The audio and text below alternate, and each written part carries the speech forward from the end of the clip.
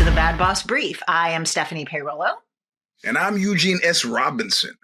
And we are at episode 53, and we are calling this one the discounter.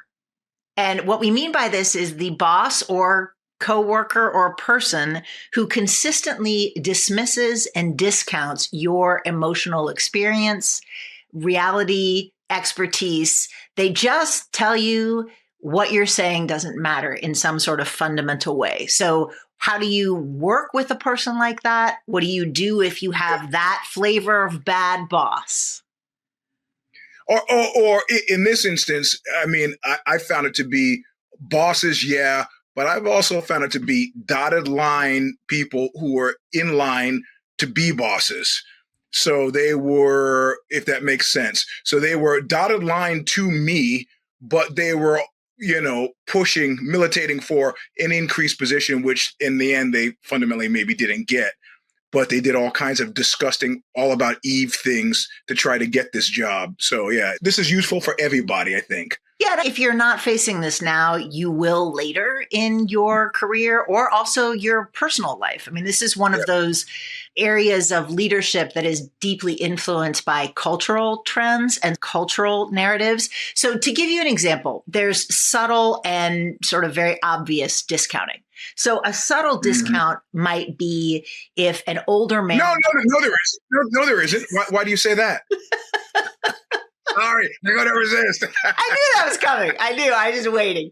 A subtle discount would be an older manager saying to a younger person, your opinion isn't valuable because you have not been in the corporate world as long as I have, which may be valid. But if you're talking about a marketing firm or an advertising agency, a young person's understanding of Gen Z, social media is probably going to be something where, as a younger person, they actually have more expertise and insight than an older person. So there can be that sort of avuncular, there, don't worry your young head about this kind of dismissing or discounting. A more obvious one is what people also call just gaslighting, right? Which is all the times where I complained about the sexual harassment that I was experiencing and was told it was not sexual harassment, that I was being too sensitive. I needed to have a thicker skin. This is what corporate America was like.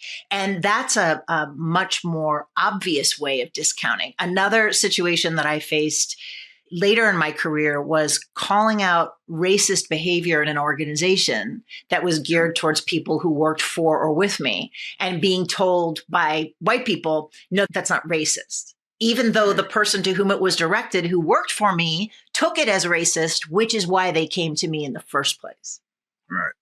Right. So that idea of discounting can be subtle, it can be obvious, but it's important to recognize it is something that happens. You know what's interesting in the whole kind of conversation around racism, that it's kind of gotten to a really compelling place where I've had people tell me, you can't say that so-and-so is a racist because you can't see into their hearts.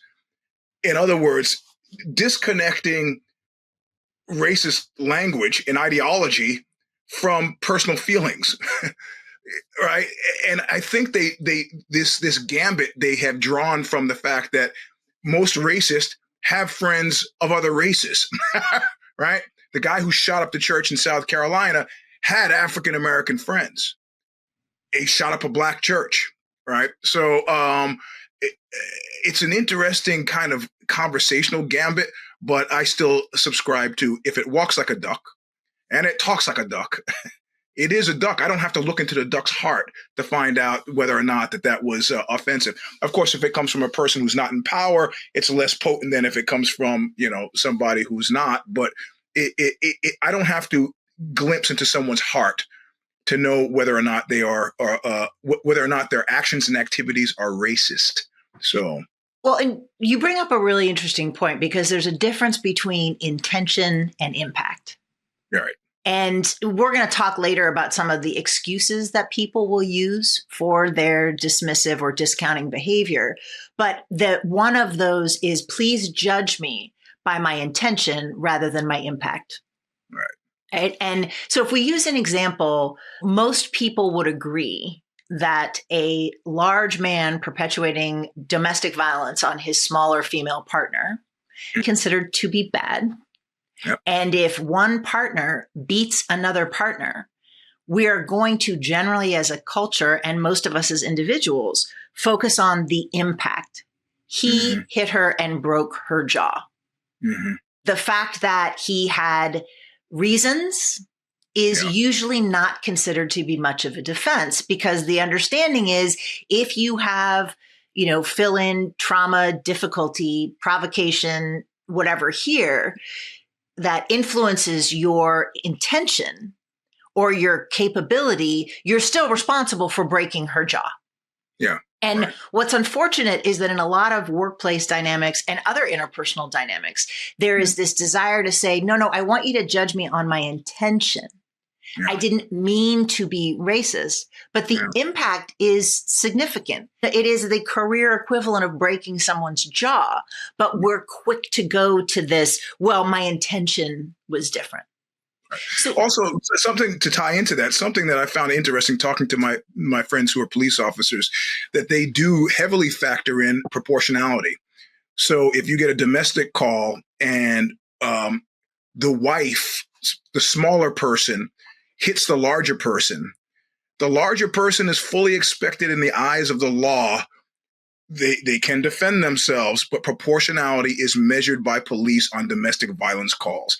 So if the smaller person hits a larger person and a larger person subsequently breaks the other person's jaw or arm or leg, the police will come and maybe they might arrest both, but you can be sure the sentencing report that the larger person, proportionality, it'll be weighed against them as it should. So in this instance where your intention was one thing, but the impact, you know what, we're going to measure the impact. How about that?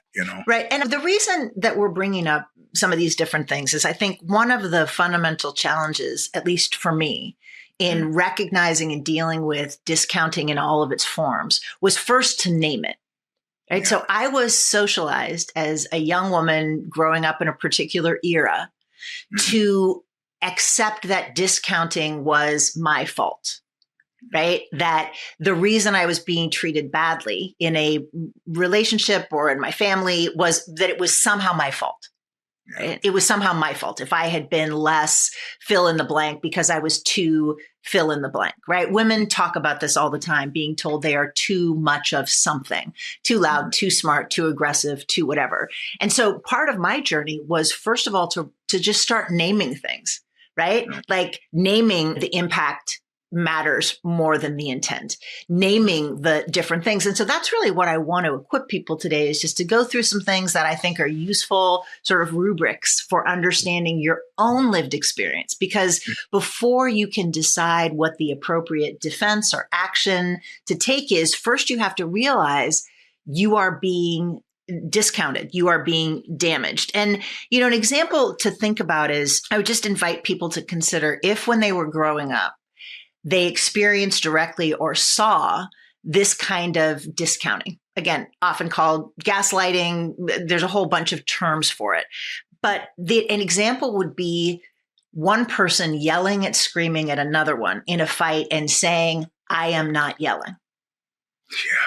Yeah. Right? Yeah, that's a good one. And that, that kind of thing. And I mean, so I would just invite you, did you grow up in an environment in your neighborhood, your culture, your family, whatever, where what you needed and wanted and experienced was discounted, right? I grew up in the children should be seen and not heard, right? So how does that teach a child to validate their own lived experience and ask for what it is that they need or call out injury? Yeah, I was not discounted growing up. I mean, but for me, that was largely probably as a result of not having siblings until I was 10.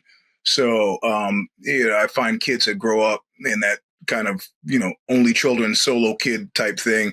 I mean, I had sisters, but there's when I was 10. I think that you end up being like mini adults. So I was much more thrust in the role of listening to my parents or my mother and my stepfather argue and just sitting in the back seat of the car, kind of analyzing exactly how to get out of this in a healthier way possible. And it was always interesting to find them zig right where I would have zagged. And then as I got older, I realized they like to argue. That's why they were doing this, right? But in my mind, no, I was not discounted. So I've been used to being taken seriously, but that's not always what happens in the workplace, and for sure. And recently, being on the cusp of a move, I dug into all of my employment fights. I've kept a file of them, and there were copious amounts, so strangely enough. And I was amazingly erudite in my contention, but it happened for animal reasons. And in any organization I've been in, I've been the outlier for a number of reasons. You could imagine what they might have been. And so it was always perceived as this is the easy get if somebody was kind of militating for a better position or to, like in hip hop lingo, sun me. And yeah, this was always usually, but not exclusively, an older man, but it's happened with an older woman as well. What do you mean animal reasons? Because, like I've often talked about people who are having mental health issues and they attack people, right? Because they haven't, but even as crazy, and I'm going to use that word casually, sorry, even as crazy as they are, it's rare for them to say attack police stations or go to zoos and attack tigers. Their animal brain is they're acting out, but it's still protecting them from danger. So I think the idea is that, I've been accosted in street fight situations simply because I was the only black guy there and I just looked like an easy mark, which made me laugh at the time. Welcome to Portland, Maine. Two guys who were giving me a hard time. And I was like, your animal brain is working here because you look at this crowd of people and you don't realize that these are people who come from my show. You think that these are just people and I'm the only black guy here. So therefore, at least you've got numbers on your side, right? So in the workplace, this has happened with some sort of frequency. If you need to balance a budget, if you need to make some sort of staff, reorganization, it's happened a lot of times. And it's happened in weird times. It's happened it's happened within days of me getting a performance award, which is it happened. I'm going to name the companies right now. I'm retired, whatever. It happened at Intel and it happened at Ziff Davis. I mean, literally, I got an award on like a Monday. The next Monday, weird stuff started happening. And in my letters back to management, I reference these. I go, can you explain to me how I get an award on Monday and then am in arrears on Monday, the next Monday? So and then of course that meeting is a subsequent meeting of discounting in its entirety, right? And Mae West said it best, keep a diary because someday it'll keep you. I keep every performance award, everything that you have, every email where somebody says a great job, and then you lay it down on the desk. And simply put, I've had in both instances, people folded, right? All my documentation, pushed it away. They say, yeah, okay. And they fold. It's that simple sometimes, but you have to, what is that thing that Dylan said, to live outside the law, you must be honest. And in this instance, honesty really was the best policy. So it's interesting because when you bring up the discounting, it's almost like a boomerang effect, right? Like yep. People who have wanted to discount others for reasons that have to do with racism, sexism, whatever they're using, they can get very angry when their narrative is thwarted, right? Like one of the things when I was relatively early in my career, I was in a sales job and I was in a sales job with a number of other salespeople and we had goals, right? And we had an annual goal. It started in January and you had to make a certain amount of sales by the end of December. Right. And by February, so January and February, 2 months into the year, I had already completed my whole annual goal.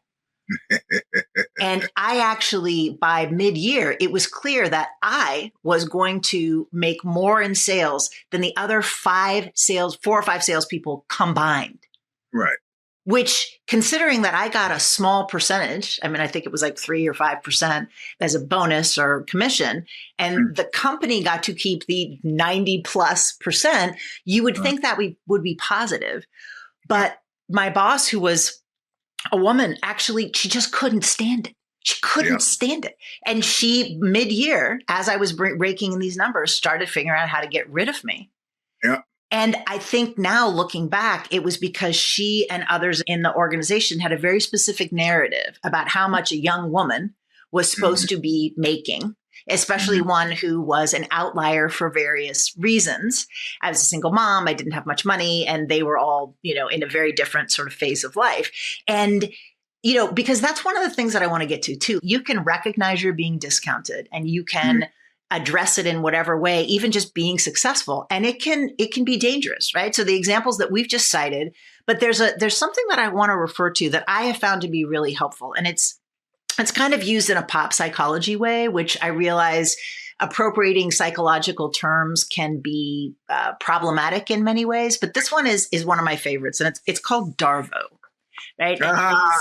Yeah. And I've talked about it before, but I think it's really useful to think about before you go into a situation where you are calling out someone who discounts you, to be prepared for this response. Right. So Darvo is an acronym, and it stands for deny, attack, reverse victim, and offender. And I'll give you an example, from a more personal standpoint before we translate it into work. So imagine that a heterosexual couple is out, and the woman gets angry with the man for getting drunk and flirting with her sister, right? Which is generally objectively something that we recognize best not to do. Right? Best not to come on to your wife's sister. So a Darvo situation, if she addressed this to, let's say, her husband on the way home from the bar, the first thing that he would do in a Darvo is deny. I was not flirting with your sister. Yeah. She wasn't pushing me off of her. I was getting her jacket for her, and my arm just happened to hit hers. Right. Yeah. So completely reinventing the situation that presumably the sister saw.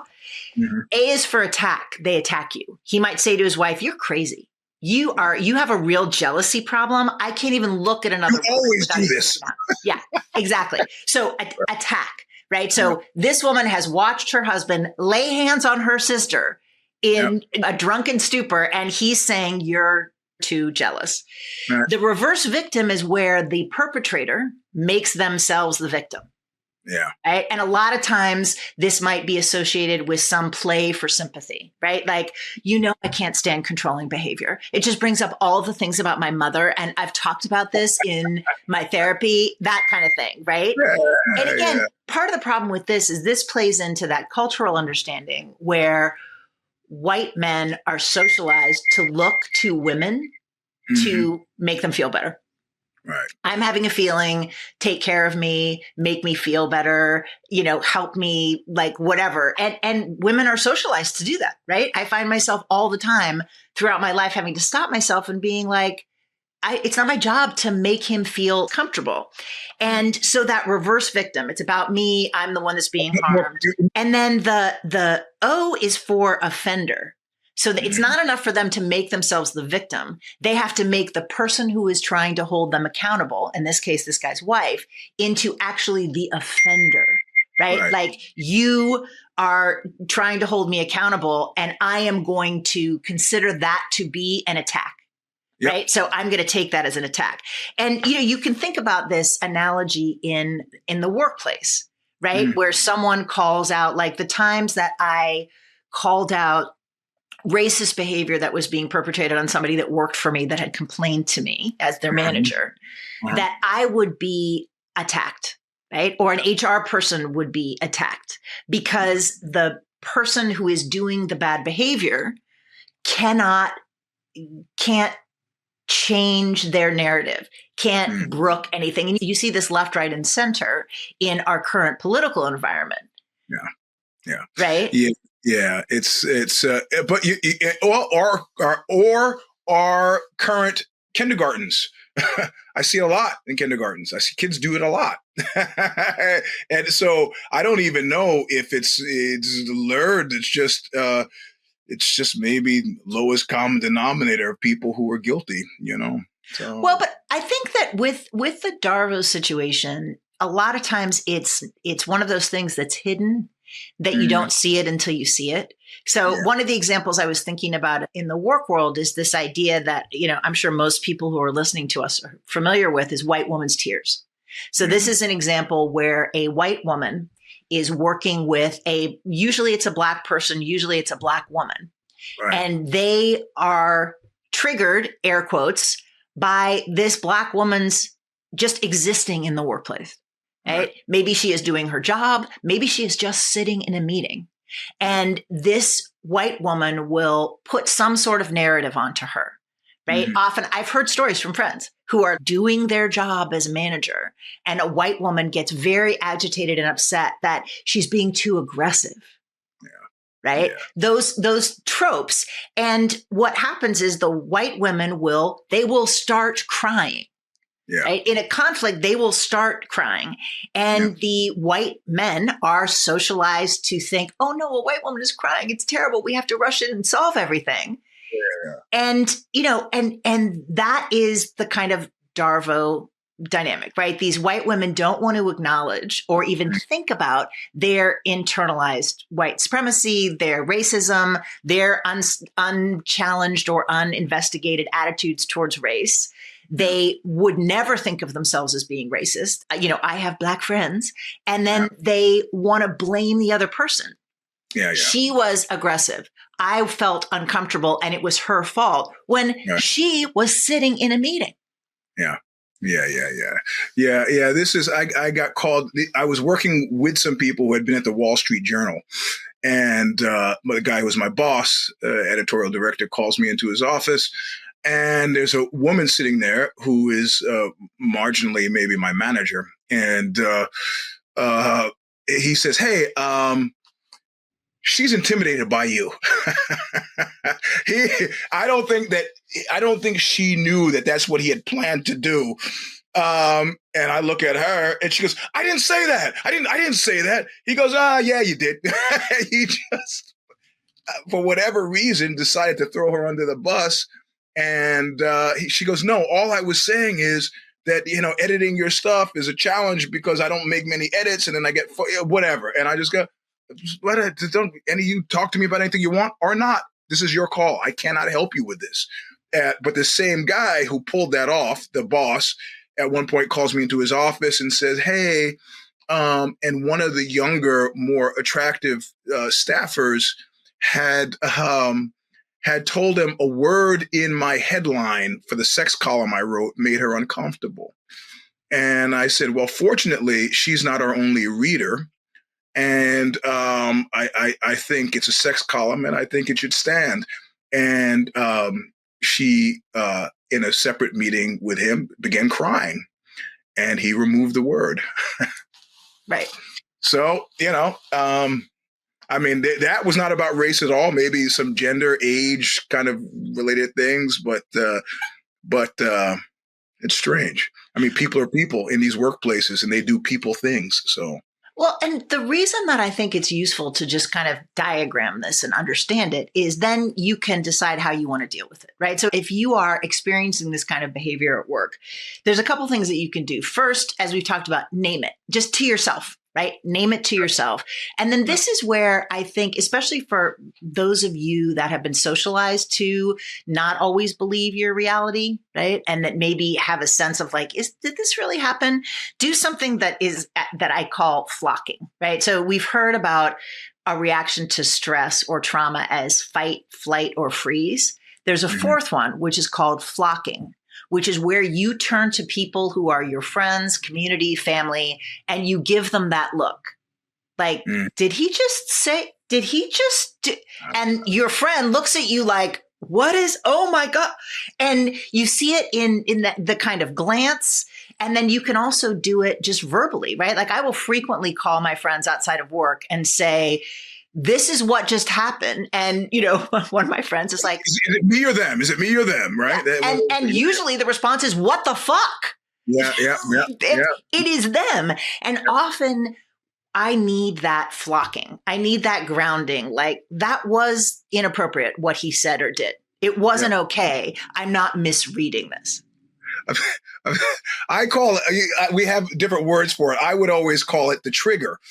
And and and when I'm in a situation, I remember feeling like this is completely crazy. I'm asking this biker to leave my house, and he will not leave.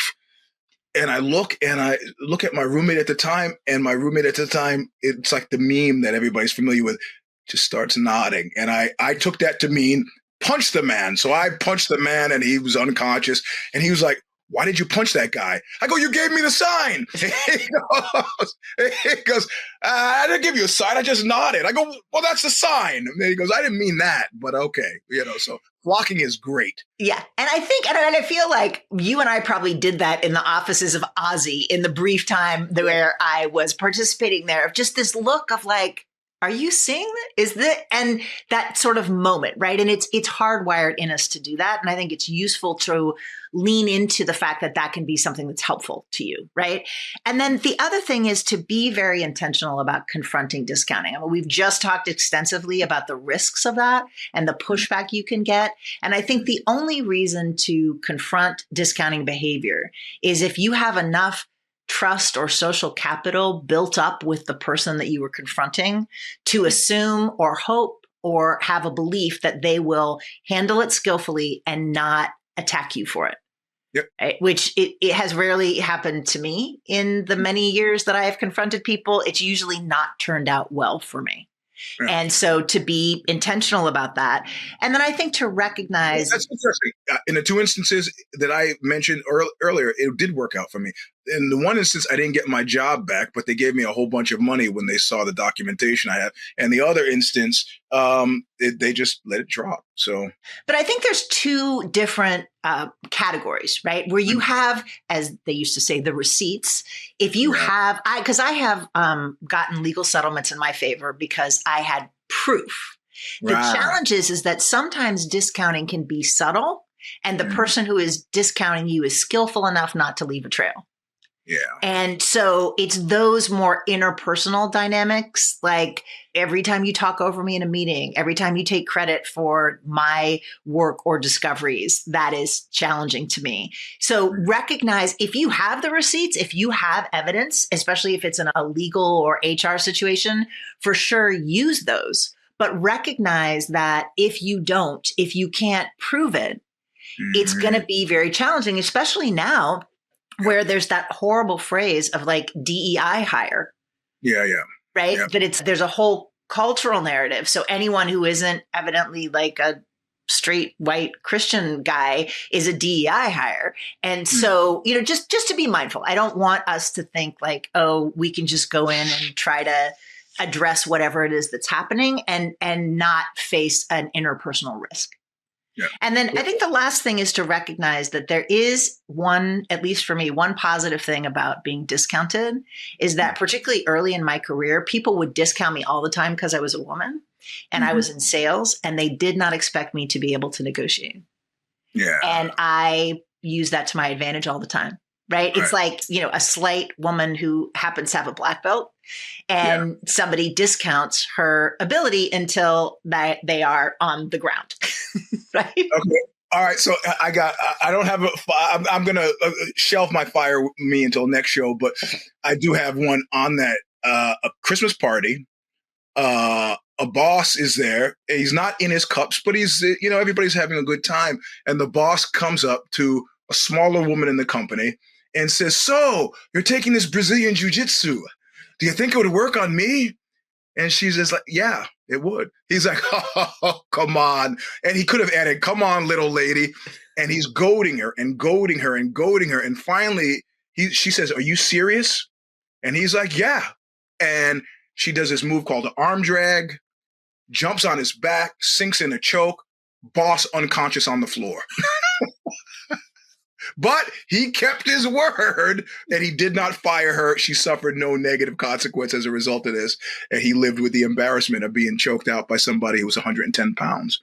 So I love that story. I love it too. I really love it. I love it. So I think that's a great place to end. So again, welcome to the new subscribers. We keep getting more people who are listening and watching, which we appreciate. Tell your friends so we can get more. And if you have any ideas for future shows, questions or comments about this show, I read and respond to almost every single email, WTF@badbossbrief.com. And we will see you in a couple weeks. Thanks, everybody. Adios. Thank you for joining us for another episode of the Bad Boss Brief podcast with your hosts, Eugene S. Robinson and Stephanie Peirolo.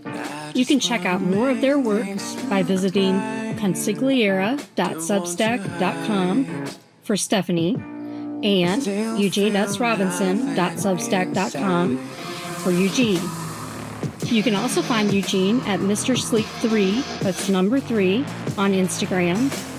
Reach out with your questions, concerns, work case situations, or suggestions to us at WTF@badbossbrief.com. We personally answer every submission. Be sure to join us at badbossbrief.substack.com every other Wednesday for episodes of Bad Boss Brief so you can gain further insights into your workplace environments. Until next time, don't be an asshole at work.